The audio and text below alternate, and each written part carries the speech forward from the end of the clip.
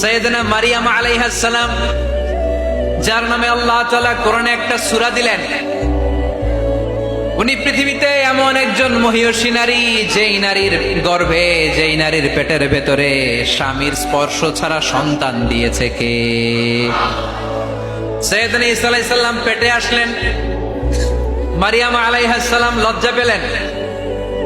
হায় হায়, কেমন করে এলাকাবাসীদের কাছে আমি আমার মুখ দেখাবো? বিয়ে করি নাই, স্বামী নাই, বিয়ে হয় নাই, স্বামী নাই, কিন্তু পেটে সন্তান চলে এসেছে। হায় হায়, এলাকায় কেমনে মুখ দেখাবো? লজ্জায় পড়ে মারিয়াম আলাইহিস সালাম এলাকা থেকে চলে গেলেন। কি অবাক করে কাণ্ড!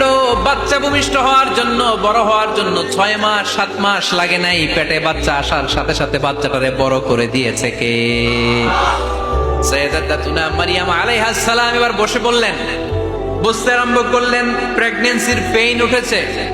হঠাৎ করে পেট থেকে বাচ্চা ভূমিষ্ঠ হয়ে যাওয়ার পরে উনি কাঁপতে আরম্ভ করলেন। ক্ষুধার চোটে খাবার কিছু নাই, সামনে ঝর্ণা, উপরে একটা খেজুর গাছ।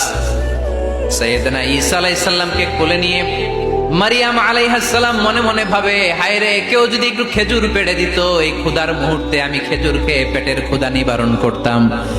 রব্বুল আলামিন মারিয়ামকে উদ্দেশ্য করে আয়াত নাজিল করে দিলেন, ওয়া হুজ্জি ইলাইকি বিজিযিন নাখলাতি তুসাকিত আলাইকি রুতাবান জানিয়া। কোরআন সাক্ষী, হুজ্জি ইলাইকি বিজিযিন নাখলা, এর মানে হচ্ছে মারিয়াম, কেউ পেড়ে দিবে না, একটু কষ্ট করে হাতটা উঁচু করে খেজুরের ডালা ধরে ঝাঁকুনি মারো, টস টসে কাঁচা পাকা খেজুর নিচের দিকে পড়বে, তারপর তুমি তুলে খাবে। সুবহানাল্লাহ পড়েন।